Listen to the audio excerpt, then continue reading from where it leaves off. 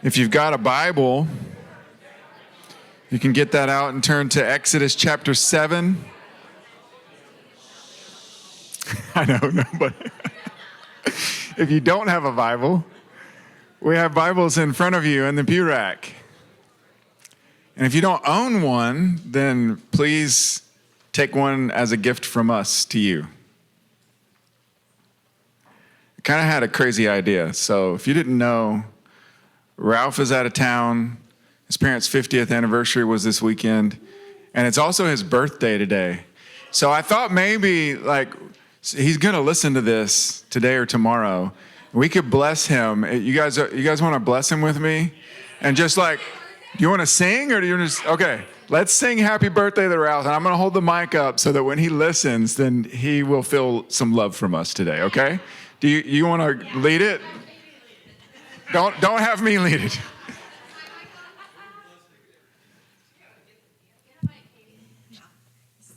Okay. All right, everybody. 1, 2, 3. Happy birthday to you. Happy birthday to you. Happy birthday, dear Ralph. Happy birthday to you.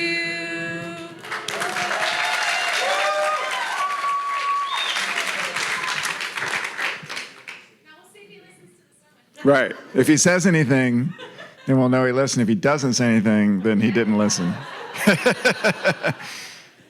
So we're in our series through Exodus, and I thought I could just give a little bit of one of those. If you used to watch TV back in the old days, it would be last time, and they would give you the overview. We've gone through where the Israelites are being oppressed, they're enslaved. Pharaoh threw the babies into the Nile. Moses gets called out from the burning bush to go and tell Pharaoh to let the people go. And in that first meeting that Moses and Aaron have with Pharaoh, it did not go very well. And Pharaoh basically was like, oh, you guys are lazy. I'm going to make you work even harder. And it just didn't go well. And so Ralph preached that last time. And now we are in the second part where it's like a series of meetings with Pharaoh and Moses and Aaron. It's probably one of the famous stories in all of the Bible, the 10 plagues. If you've watched the old movie, the Disney movie, The Prince of Egypt, there's a really cool montage of all of the different plagues. And so that's where we're going to be today. And as I was thinking about the 10 plagues, there's all these questions that we have about it. Or at least I do. I don't know if I'm the only one. And I think questions like, why are there 10 plagues? Why are there so many? Why couldn't God have just had one? Or maybe he could have done it even longer and had 12 or 15. Why are there 10? Other questions is isn't this kind of extreme? Does God really have to, come in with the shock and awe? Why did God harden Pharaoh's heart? Doesn't that seem unfair? And why is he doing this in the first place? Did he just get ticked off, lose his temper? And he's like, oh, I'm going to show you guys. Well, I want to frame our discussion by this question of who God is. So when we were talking about the burning bush, we looked a lot about who Moses was. And Moses asked this question of who am I? And then he asked the question that Ralph preached on is well, who are you? Suppose I go to the Israelites and they ask me, who is this God? Of course, and Ralph made the joke, of course I know, but, asking for someone else. What should I say to them about who you are? And I think if we think about this question, the 10 plagues is like a continuation of that question about who God is. And we see this refrain repeated over and over again, where God says to Moses and Aaron, I combine Aaron and Pharaoh. Moses and Aaron talking to Pharaoh, and he says over and over again that this is happening so that you will know that I am Yahweh. Over and over again. So I think that if we frame the 10 plagues with that question in mind, this whole thing is a revelation of God to us. It's to teach us more about who God is. So as we think about the 10 plagues, keep that in mind. Now, we can start with, again, why are there 10 rather than just one or less plagues? The God who spoke the universe into existence could have easily just spoken the word. In the very beginning, he said, let there be light, and there was light. He just used words to create everything. And he could have done the same thing when it came to the Egyptians. He could have just said the word, like cease to exist. And all of the Egyptians and Pharaoh and everybody else would have been like even crazier than Thanos with the Infinity Gauntlet. Like they would have just ceased to exist. And it would have been so easy. And we even see this in Exodus chapter 9, verse 15 and 16. God says this, for by now I could have put out my hand and struck you and your people with pestilence, and you would have been cut off from the earth. But for this purpose I have raised you up to show you my power, so that my name may be proclaimed in all the earth. So from the very beginning, we see that God had a plan with all of this. He carefully chose this whole progression of each of the 10 plagues to tell a story. And so I want to focus on this story to see what we can learn about who God is.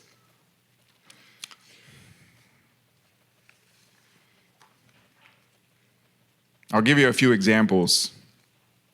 So in Exodus 7, 4, and 5, I'm going to kind of bounce around a little bit here at the beginning. We're going to do a little bit of background and overview. So chapter 7, verse 4, Pharaoh will not listen to you. Then I will lay my hand on Egypt and bring my hosts, my people, the children of Israel, out of the land of Egypt by great acts of judgment. Then the Egyptians shall know that I am the Lord, when I stretch my hand out against Egypt and bring the people out from amongst them. So what God is up to here is he wants the Egyptians to know that he is the Lord. He also wants Pharaoh to know. So one of the times where Moses and Aaron confront Pharaoh, he tells them to go in and say to them, go into Pharaoh. I'm showing these signs of mine among you so that you will know that I am the Lord.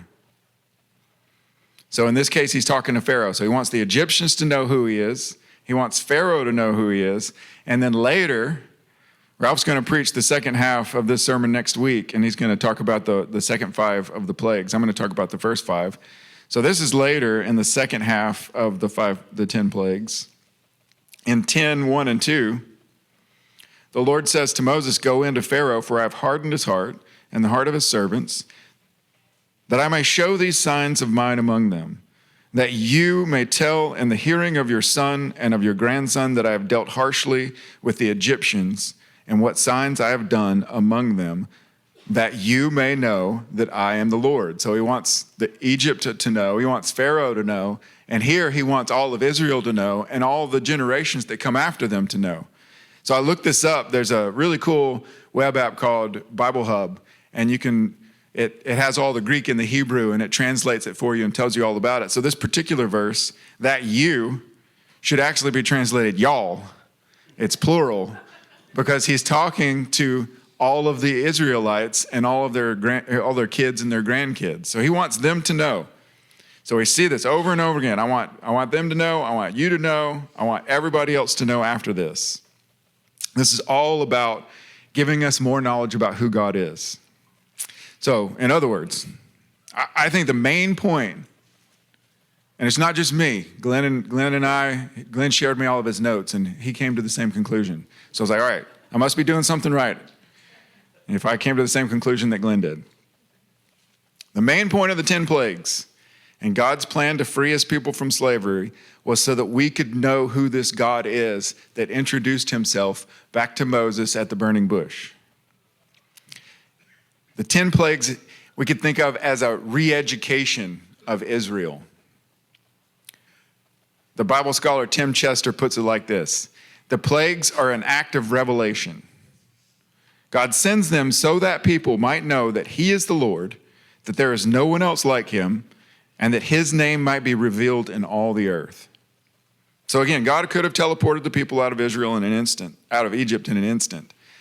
But he wanted to tell this dramatic story, a story so amazing that it would spread beyond Egypt's borders, a story that would be told for generations, a story that would give a people their identity, and a story that would tell of the greatness of God. He wanted a story that would humiliate the gods of Egypt and let everyone else know that there is no one like Yahweh. So this is part of the story. It's a re-education of the people of Israel.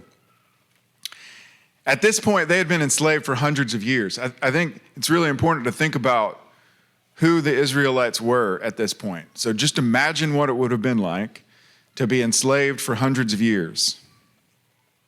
The kind of hopelessness that sets in when you pray out to God over and over again and your prayers aren't answered. And then you pass away and your kids are praying the same prayers over and over again and your prayers aren't answered. Maybe some of you have experienced something like this. And the kind of hopelessness that sets in. So we're in chapters 7 through 11 today and next week. Before this, in chapter 6, verse 22, Moses had already gone to Pharaoh. Pharaoh shot him down, and Moses goes back and complains to God. I think I wrote that verse down wrong. It's not 22. Anyway, it's somewhere before this. I wrote down the wrong verse. Behold, the people of Israel have not listened to me. So how then shall Pharaoh listen to me either? And they were grumbling against him because Pharaoh had made their work harder. So this shows that maybe Israel doesn't trust that Yahweh has the power to save, or maybe they don't trust that he even cares enough because they'd been praying over and over for the same thing, and their prayers were never answered. So what Yahweh wants to do here through the 10 plagues is he wants to show that he has the power to save and that he cares. I think there's evidence, too, that the Israelites who had been enslaved had been assimilated and had taken on the worldview and culture and religion of the Egyptians. So I'm going to give you a few pieces of evidence for this. First, as we saw last week when Ralph was talking about the circumcision passage that I purposefully omitted when I was preaching that section to make Ralph do it. So what's the big deal? Moses' kids weren't circumcised. Well, in Genesis chapter 17, this was a commandment. All the males of the Israelites were supposed to be circumcised. It's a command from God, but Moses' kids weren't circumcised. He had failed to uphold that commandment, and this was why that passage was there. And this could probably be explained away by him being raised as an Egyptian and marrying a Midianite. But either way, he wasn't following the commandment. He wasn't following the religious law that God had set for them. Second, Joseph was probably also partly assimilated because he had a high position in the Egyptian government and he married an Egyptian. And when you marry somebody of another religion, it's just natural that there's some of that religion's going to influence you. There's also evidence that they took on some of the other cultural practices like burial practices. Jacob and Joseph were both embalmed by the Egyptians, so maybe even mummified, because that's what they did to important people back then. This was in Genesis chapter 50. And then in the future, we're eventually going to get to this section in Exodus chapter 32. There's a section where Moses goes onto the mountain to meet with God, and all the people are like, well, he's been gone too long. Like, they start getting worried that maybe Moses was never coming back. So they ask Aaron, make us an idol that we can worship because Moses hasn't come back yet. Aaron made a golden calf. So why would he make a golden calf? Why not something else? Well, the Egyptians had over 2,000 gods, And several of their gods were related to cows. And so it would have been natural for them to make a golden calf to line up with one of these Egyptian cow gods. Just think about it. Maybe they thought, well, this Yahweh is not working out. Moses has been up there so long, he's not coming back. Maybe we need to go back to these Egyptian gods that they might have been serving while they were in Egypt. So my last piece of evidence, number 4, there's a warning in Leviticus chapter 18, specifically not to go back and do what the Egyptians do religiously.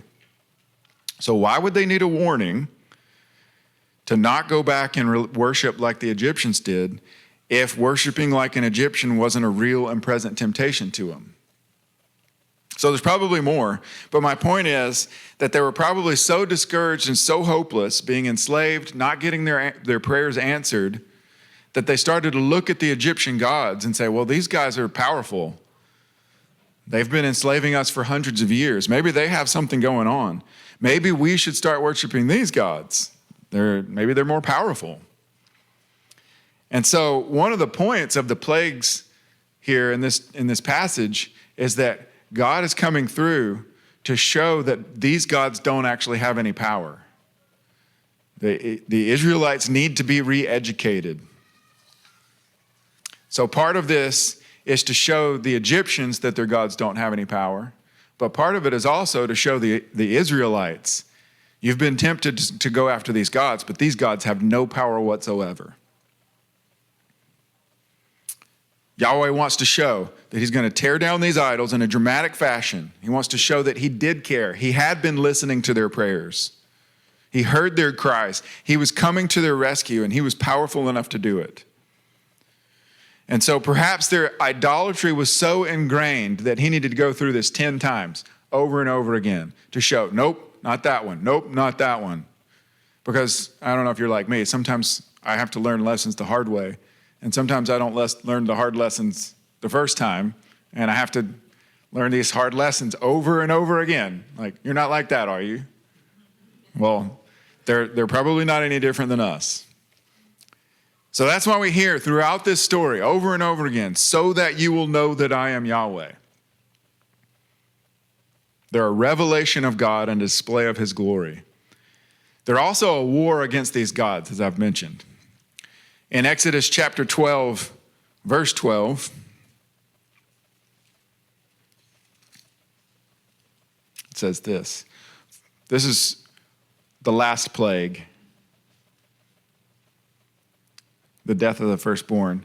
For I will pass through the land of Egypt that night, and I will strike all the firstborn in the land of Egypt, both man and beast, and on all the gods of Egypt I will execute judgments. I am the Lord. And later in Numbers chapter 33, where they're describing the scene of the Passover after all this, it says, on the day after the Passover, the people of Israel went out triumphantly in the sight of all the Egyptians, while the Egyptians were burying their firstborn, whom the Lord had struck down among them. On their gods also the Lord executed judgments. And I don't believe that this phrase, the gods of Egypt, is some kind of metaphor or a fiction or just mere statues and hieroglyphics. I think the Bible portrays these gods as real spiritual beings with real power. And Paul acknowledges this later in the New Testament in 1 Corinthians, that idols have real power behind them. 1 Corinthians chapter 10, 19 and 20 says this, what do I imply then? That food offered to idols is anything? Or that an idol is anything? No. I imply that what pagans sacrifice, they offer to demons and not to God. I do not want you to be participants with demons. So the 10 plagues is just what's happening on the surface that everybody can see. But there's an invisible, hidden realm with mighty demonic powers and principalities over the land of Egypt, and these were being brought down by the fist of Yahweh. This is the supernatural worldview of the Bible. It isn't some kind of dualism, like yin-yang kind of thing, where there's these equal powers, God and the devil, and they're duking it out, and we hope God wins. It is a divine war, and there's angels and demons fighting, but Yahweh is sovereign over all of it, using it for his glory. So this is all the background of what's going on leading up to the 10 plagues. We have a prelude to the 10 plagues, the first miracle that's performed, and we've already seen a hint of this when Moses was at the burning bush, and he threw a staff down, and it turned into a snake. And so he's commanded, go in front of Pharaoh, and when he asks you for a sign, throw your staff down again. It'll turn into a snake, and this will be a sign that legitimizes your message. So in chapter 7, verses 8 through 13, we see the first miracle that's performed in front of Pharaoh. He asks for a sign.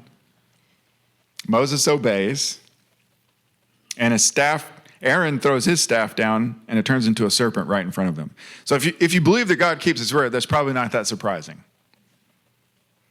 I think the more shocking part when you really think about it is that Pharaoh has magicians that turn their staffs into snakes too.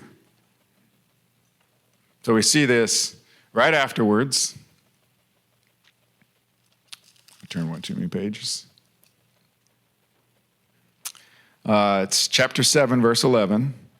Then Pharaoh summoned the wise men and the sorcerers, and they, the magicians of Egypt, also did the same by their secret arts. At no point does the Bible mention that this is mere sleight of hand, smoke and mirrors, or some kind of magic trick like Penn and Teller. This is the power of God versus the power of evil supernatural beings. This staff snake showdown is a small part of the whole spiritual war being waged. So both sides have power, but Yahweh's is far superior. And we see right after that Aaron's staff snake devoured all of the other magicians' staff snakes. So while they have some power, Yahweh's power is greater. So this isn't trying to show that these magicians are powerless. They are formidable opponents. They're a force to be reckoned with. These magicians were a class of religious scholars, astrologers, and practitioners of occult arts. They were scholars of sacred writings, divination, and spiritual incantations. They held prestigious posts throughout the Old Testament. They're referenced over 10 or 11 other times in Scripture, and they're always in royal courts, and they're always in opposition to God. You could think of them as counterfeits to divine wisdom. They have access to supernatural power, and in this story, we see that Yahweh wants to expose the limitations of this occult power and show his supremacy. And as we go on, we'll see that Satan has the power to mimic some of the signs that Moses and Aaron do, yet they can never do anything original. Now, before we move on to the first of the 5 plagues, I want to address what I had mentioned before about one of the disturbing parts about the hardening of Pharaoh's heart. This one has puzzled me for a long time. And we see right from the beginning, Moses and Aaron are before God, and God says, I'm going to harden Pharaoh's heart. And it gets more confusing because sometimes it says that Pharaoh hardens his own heart. Sometimes it says that God hardens Pharaoh's heart. And sometimes it just says his heart was hardened. And it doesn't say who did the hardening. So what are we supposed to think about this?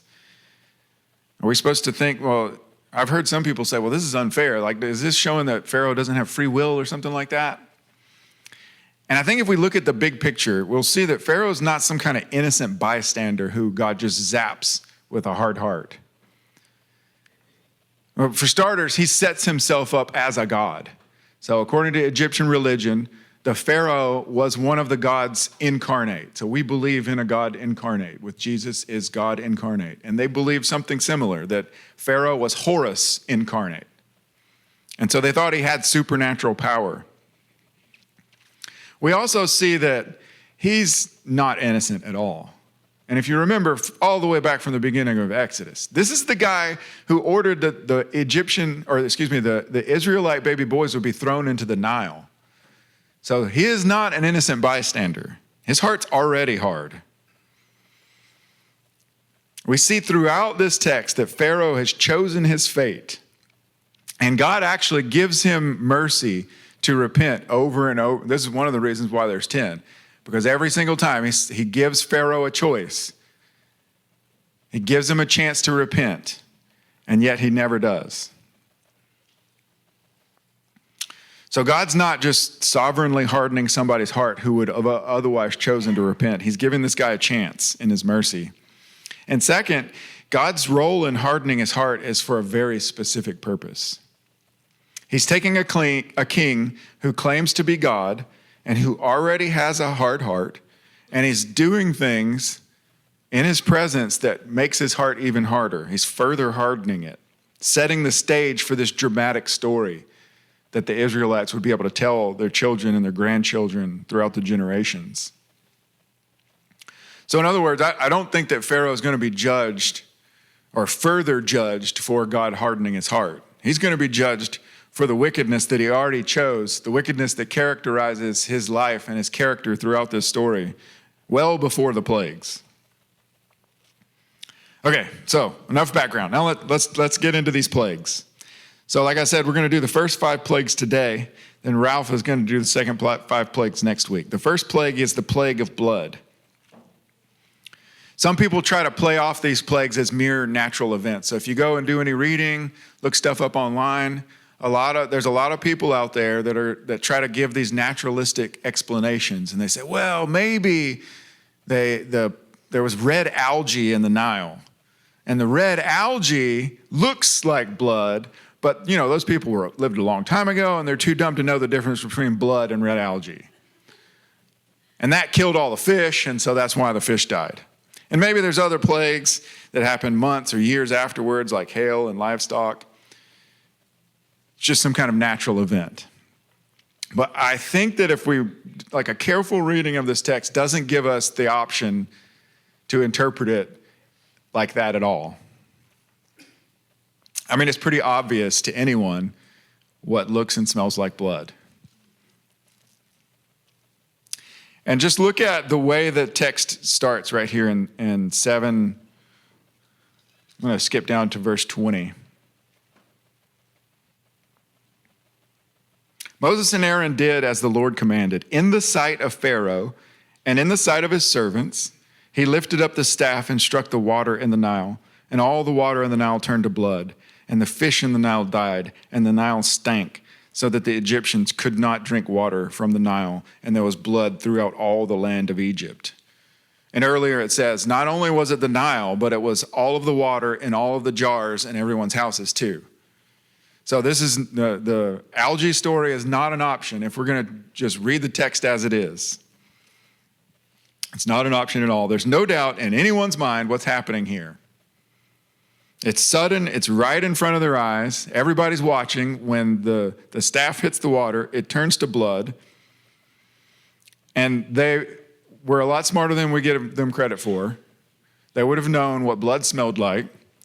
And try not to imagine what that was like, because it's not just the smell of blood, but it's also the smell of blood with the smell of rotting fish at the same time. That's disgusting. So anyone who tries to explain this away with some kind of natural explanation is assuming an anti-biblical worldview, basically, and trying to fit that story into the text. Well, this is an act of war. The very first one, the first plague, it's an act of war. Because the Nile was Egypt's source of life and prosperity. It flooded annually, and it would deposit really rich soil, rich silt, so that they could farm. As the water subsided, they would dig canals and harvest the water, kind of like what we do around here when we build canals. And it created a fertile land that was important for agriculture. The Nile River was important for transportation. It was important for religion. It was a source of Egyptian identity. To be Egyptian was to live in the rhythm of the Nile's floods. And the contrast between the fertile Nile Valley down in the bottom and the surrounding desert would have defined their worldview. It was a source of enormous economic power. So they were one of the richest kingdoms in the land. And if we had the slides, I had some pictures of some of the Egyptian gods. You can see it in the back. Turn around. So this is Hapi, the Egyptian god of the Nile. So it wasn't just important for economics and agriculture. It was important for their religion. And like I said before, there might have been some of the Israelites, in addition to the Egyptians, who are worshiping this god. So turning the Nile into blood would have been a direct attack at this particular god.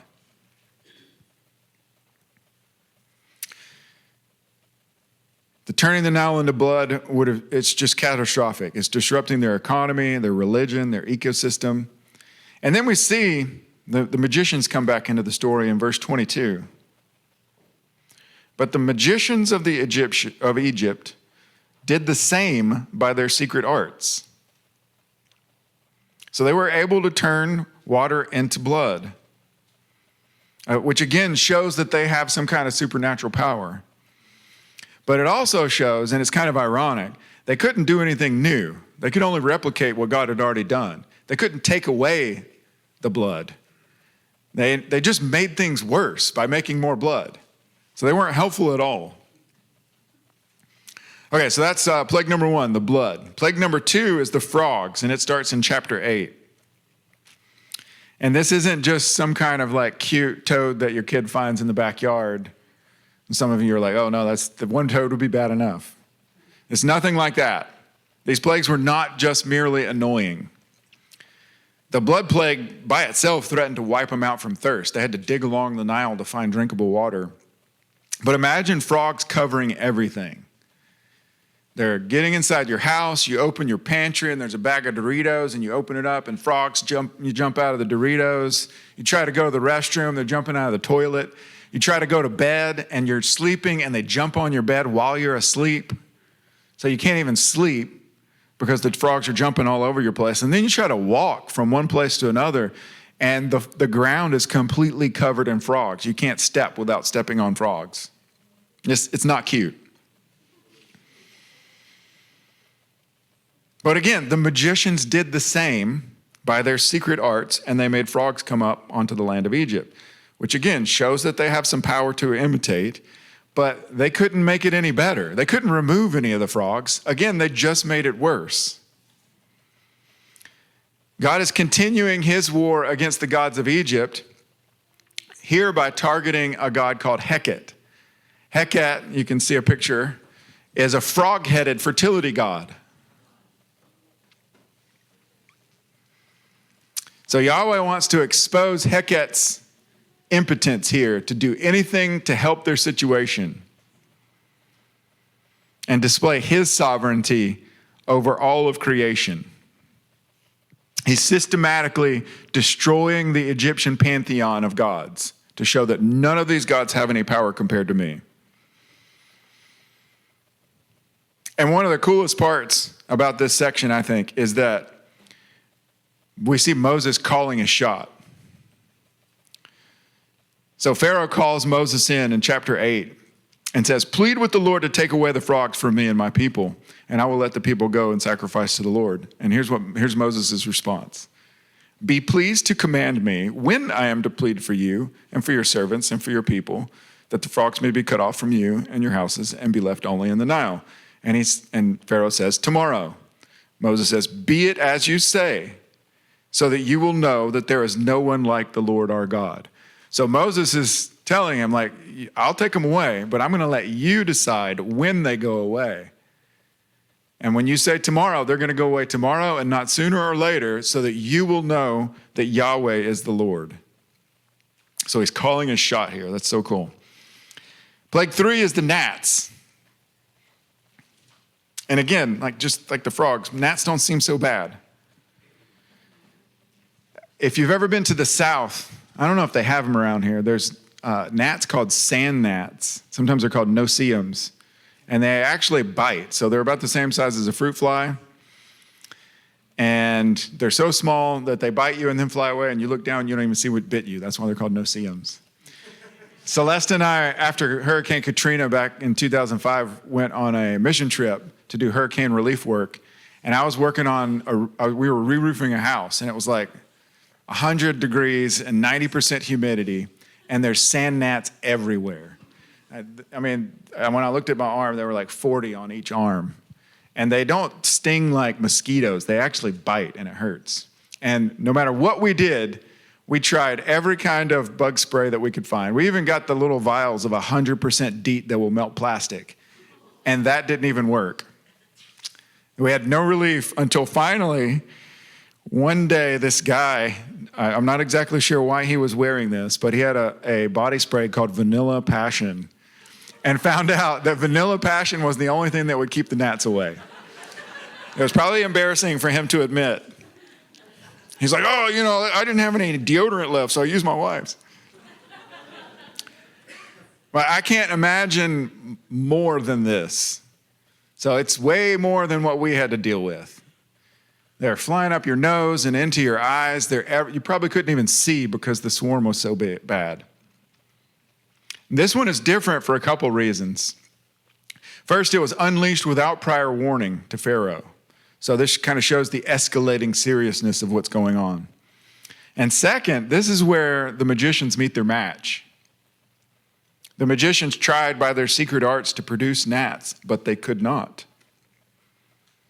So there were gnats on man and beast. And then the magicians say, this is chapter 8, verses 18 and 19, this is the finger of God. The magicians come to realize that they're at the end of their power, and we're only at the third of the 10 plagues. They've met their match.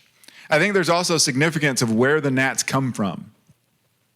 Yahweh told Moses and Aaron to strike the dust of the earth with their staff, and the dust turned into gnats. I think this is an echo that goes all the way back to Genesis 3. When God created man, what did he make him out of? He made him out of the dust. And so this is showing that God can use something that's totally inert, totally harmless, and he can use it to create life, and he can also use it to bring destruction. Like, there is no limits to his power of what he can do. So while gnats are non-fatal, they can be painful if they're the biting kind, and they're super annoying enough to make you go crazy. There's still a merciful call for Pharaoh and his people to surrender and to let the people go. The fourth plague is the flies. Starting in verse 20 all the way through 32. The flies plague is also different because this is the first one where Yahweh makes a distinction between Egypt and Israel. In 22 and 23, we see this. But on that day, I will set apart the land of Goshen, where my people dwell, so that no swarms of flies shall be there, that you may know that I am the Lord in the midst of the earth. Thus I will put a division between my people and your people. Tomorrow this sign will happen. Flies are so annoying. We have to deal with them a lot around here. I only had one in my house this week, and one of my favorite times of the day is to get up early before everybody else, and I sit at the kitchen table and I drink coffee in the silence and read and just enjoy it. And there was the one single fly who kept flying around and trying to land on me. It was so annoying. I can't imagine millions. I mean, it's not just annoying. Flies love gross stuff. And I was running this by Celeste, and she was like, you just said flies, the fly kept landing on you, and now you're saying flies love gross stuff. So that was not a connection I was trying to make. So I looked this up. The World Health Organization says that flies carry 65 different diseases that they can pass on to humans. It's really gross. This is why we don't want flies around. And they're bad enough, like if you live near a dairy or something like that. But just imagine, again, a swarm so big that flies are literally covering everything. There is no respite. They're all in your hair. They're everywhere. This is another attack against Egyptian religion. They had several different insect-headed gods. So the one on your left is a god with the head of a beetle called Khepri. And the one on the right, I'm not sure how to pronounce this. I think it's Uachit. that is a god that's associated with flies. It's the god of, I think it was the god of the swamp or the marsh. And so flies were seen as a symbol of this particular goddess. So now Yahweh's showing up and showing that these gods are powerless as well. I don't want to make too much of, so it's fun to look at these pictures, but there's not exactly a one-to-one correspondence with each one of the plagues and one of the gods. It's just systematically going through and showing that these gods have no power over Yahweh. Remember, these plagues are a revelation. They're meant to teach us who God is. And now we see that God treats his people differently than he treats people who are not his people. He disciplines his children for good, but his children will not experience judgment like the world will. But sometimes judgment and mercy work hand in hand. All right, the last one that we're going to do today, Plague 5, the death of the livestock. I'm going to go through this one really quickly. Again, the distinction between Israel and Egypt continues. Only the Egyptian cattle and livestock are going to die. And I mentioned already, the Egyptians had several different gods that were associated with bulls. So there was a bull god called Apis, and there was another bull god called Mnevis. And then there was another one, I couldn't find pictures of these, I ran out of time. There was another god called Hathor who had the head of a cow. But none of these had the power to save the Egyptian livestock. And this would have been even more economically devastating because back then they were agrarian. So cattle and livestock were a sign of wealth and power. And so Yahweh was wiping them all out. I was trying to imagine what this would be like if it happened today. Like what would Yahweh strike if he wanted to strike us? And I was thinking, well, maybe like imagine like a foreign ruler showing up in the White House while Trump was doing his Oval Office press conference. So it's on TV and he's like, surrender or else. And then he destroys the Mount Rushmore and the Statue of Liberty. And he comes back the next day and he takes down all of the cell towers so that there's no cell phones. And then he hits the power grid. And then he hits the water supply so that none of the water is drinkable. And then he melts down every battleship and fighter jet that we have. And still Trump is like, I'm never going to surrender to you. Like it would be kind of like that, where he's just systematically destroying everything that we have. All of our symbols of what it means to be an American, all of our military might, all of our economic might, they're all going to be destroyed. That's what this would have been like. So what's the point that we can take from all of this? I think the first point that we can take from this is that we shouldn't harden our heart when God's trying to speak to us or do something in our life. So think about what plagues you right now. Where's the area of your life that's most difficult? Is it possible that God is waging war on your behalf? Is it possible that he's fighting against these unseen powers and principalities? Is it possible that he's fighting against your own idolatry? There's a distinction between idols like statues on the one hand and idolatry on the other hand. I mean, we might look down our noses like those other people and think, oh yeah, well, you know, they're so dumb. I would never worship a statue. I would never bow my head to anything.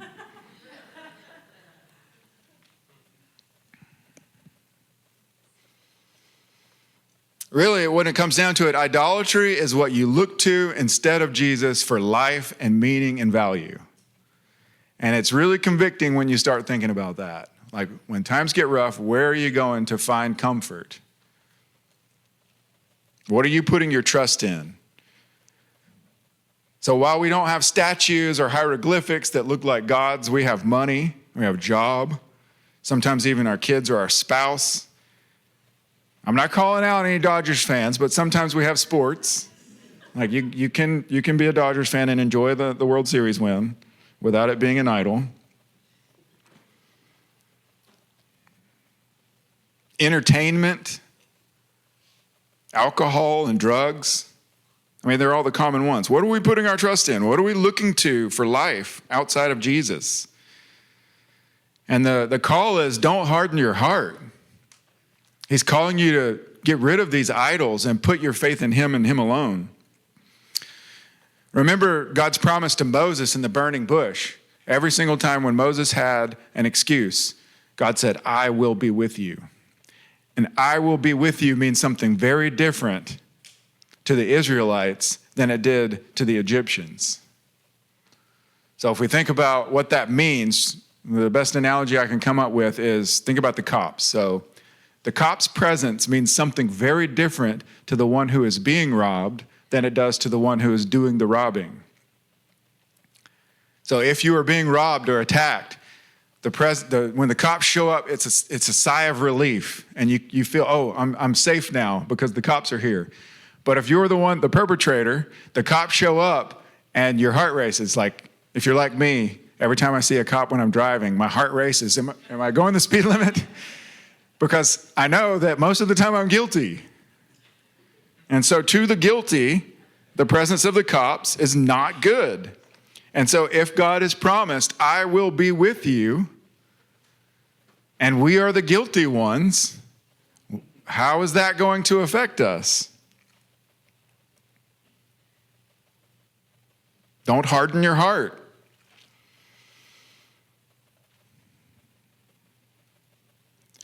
The other big thing that we see, the other takeaway that I've been saying over and over again, is that this is all a revelation of who God is to us. Remember this refrain, so that y'all will know that I am Yahweh. So I think the main point of this passage is, who is like the Lord? Exodus 15:11 says, who is like you, O Lord, among the gods? Who is like you, majestic in holiness, awesome in glorious deeds and wonders? These signs and wonders reveal God's true nature to us. They show us who he is and what he's like.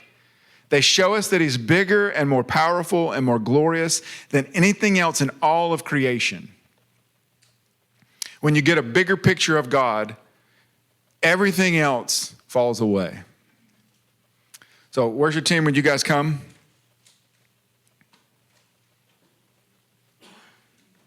In a few minutes, we're going to have a chance to take communion while the worship team plays. But before we do that, and think about a bigger picture of who God is. Think about the story of Jesus calming the storm. So in that story, Jesus is in the bow of the boat asleep. And a storm comes up that's so big that, just think about it, these guys were seasoned fishermen. So they've seen storms before. This wasn't like a normal storm. It was bad enough that they were all afraid. And they go and wake Jesus up. And they tell him, like, what are you going to do? We're going to die. And Jesus, I just imagine him like, stretching and yawning. And then he goes and rebukes the storm like a disobedient child and just says, stop. And a lot of people, when they read this, they think, oh, like, this just shows like God can calm the storms in my life. And I think that's a good interpretation of this. But that's not the way the disciples responded. When they saw Jesus rebuke the storm and the storm just died immediately, their response wasn't, oh, I can't wait for him to calm the storms in my life in the future. This is their response. This is Mark chapter 4, verse 41. And they were filled with great fear and said to one another, who then is this that even the wind and sea obey him? I think the disciples get it right. They understood what these signs and wonders meant. More faith and awe and less fear and anxiety happen when God is exalted. When we see God demonstrate his raw power, when we see him perform miracles over the spiritual forces of darkness, taking down wicked rulers that oppress people, our main response should be the same. Who is like you, O Lord? Who is like you, O Lord? That changes everything. He's the King of kings, the God of gods. He's superior to every other god and every other power or principality that's out there. He sets things straight. He rights wrongs. And yet he gives the hard-hearted a chance to repent. He's the perfect blend of justice and mercy. So who is like the Lord?